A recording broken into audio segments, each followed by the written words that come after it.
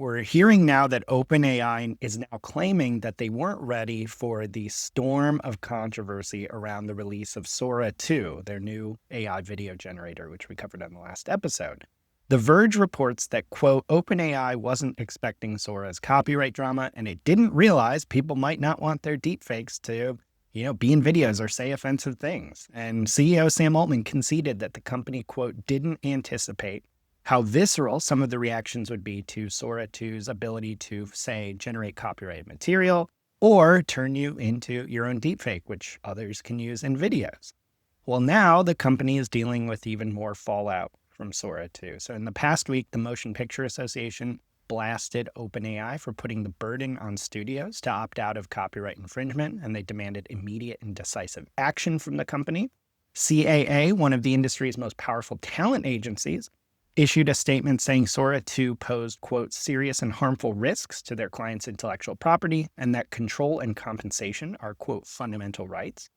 Individuals have also spoken out. Zelda Williams, the daughter of the late Robin Williams, the comedian and actor, condemned Sora 2 video recreations of her deceased father. People are apparently creating these and sending them to her, and she kind of had some serious backlash against that.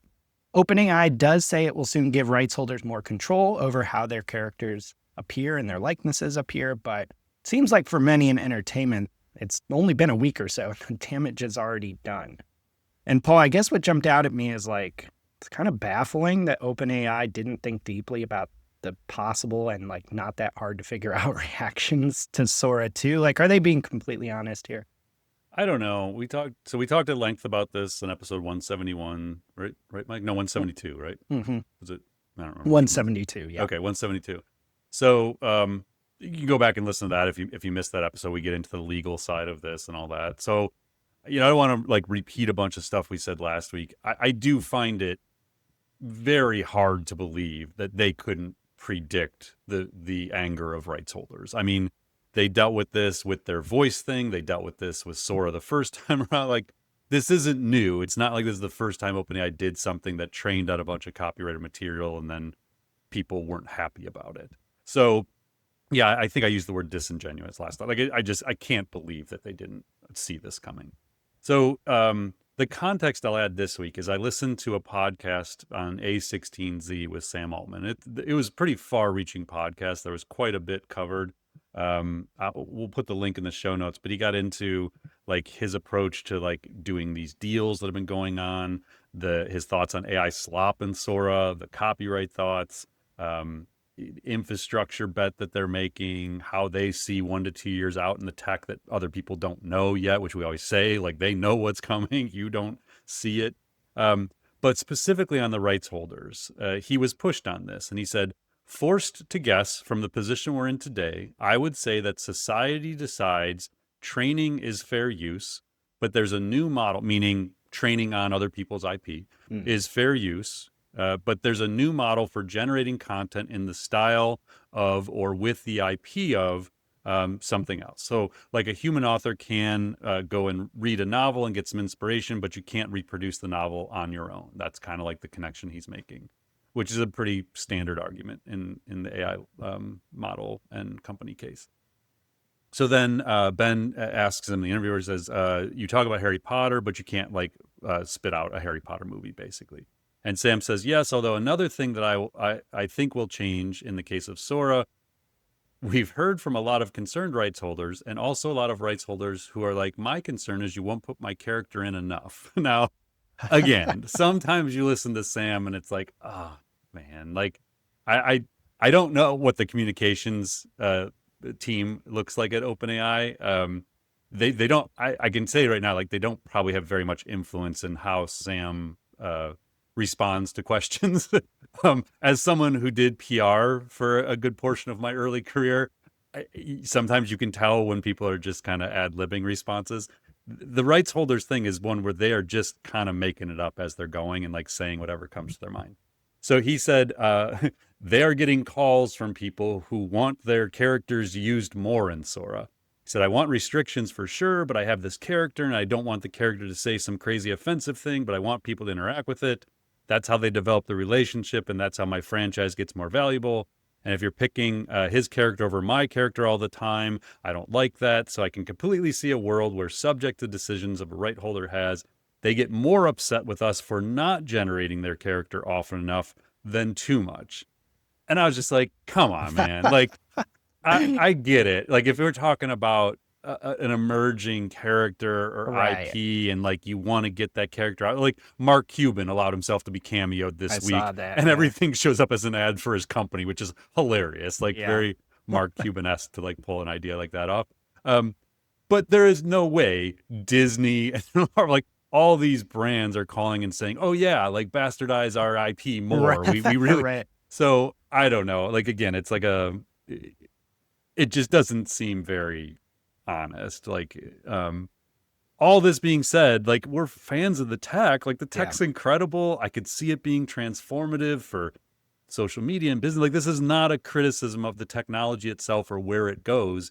We're in a very messy stage when it comes to intellectual property law and what the labs are going to do to push the limits in the near term. I think at one point I responded to somebody, there was like a VC or somebody who tweeted something about how brilliant it was to just put this out there knowing the backlash was coming, but they would seed it and they would get to them on the, like, this was just a genius strategy. And I said, it's unfortunate that the smartest strategy means the most unethical strategy. Right. So we're not debating what they did worked. We're not debating the tech's incredible.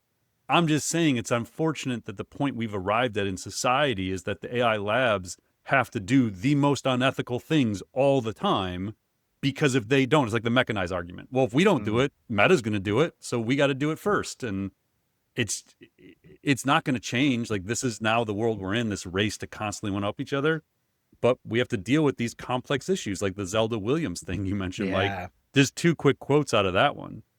She said, please, this is a quote, please just stop sending me AI videos of dad. Stop believing I want to see it or that I'll understand. I don't and I won't. If you're just trying to troll me, I've seen way worse. I'll restrict and moved on. But please, if you've got any decency, just stop doing this to him and to me, to everyone even, full stop. It's dumb, it's a waste of time and energy, and believe me, it's not what he'd want.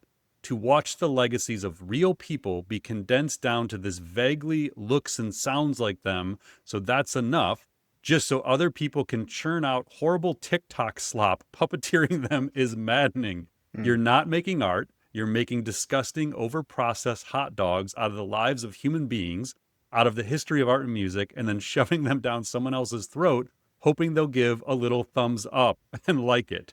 Gross. Mm-mm. It is extreme, but I totally get it. Like, you sympathize. Like, I hadn't really thought about that. I was seeing like this celebrity like Michael Jackson, and like you start seeing all these people who are deceased. And as someone who's not connected to them, it's just like, oh, that's a silly use of that. But then there's the human side of like, no, these people have kids, and now they have to, like, their parents are being brought back to life through these things, and I don't know. It's like there's so much in society we have yet to face of where this technology takes us. And I think this was a very personal look at like what can actually start to happen as this just becomes spread and people don't think about the human side of it. I think the emotional side of this gets really messy really quick. I was talking with Claire on our team about the Zelda Williams Yeah. article, and we were like raising all these questions, like who owns your likeness when you die? I mean, in the case of celebrity, there's an estate and stuff. What about like us? What Right. about our parents? I'm sure there's going to be battles between siblings at some point of like, hey, should we create videos of mom and dad when they're gone, right? Yep. Yeah, and we've talked about that, a while back, like, my concerns around the more personal side of like people being, recreated digitally in perpetuity, and what that means society and psychologically. And yeah, I mean, there's endless paths to go down, endless threads. And this is why we say with this show is like our job is to present sort of this macro level of what's going on so that people who listen can be like, you know what, I'm really passionate about that thing. And then like Yeah. go and become like a subject matter expert on elements of AI. Like, that's the opportunity for a lot of people, a lot of listeners, is be the expert in your domain, be the expert in your community, be the expert in your family. Like, pick the threads that are interesting you and go deeper than we can go, on every thread in this show.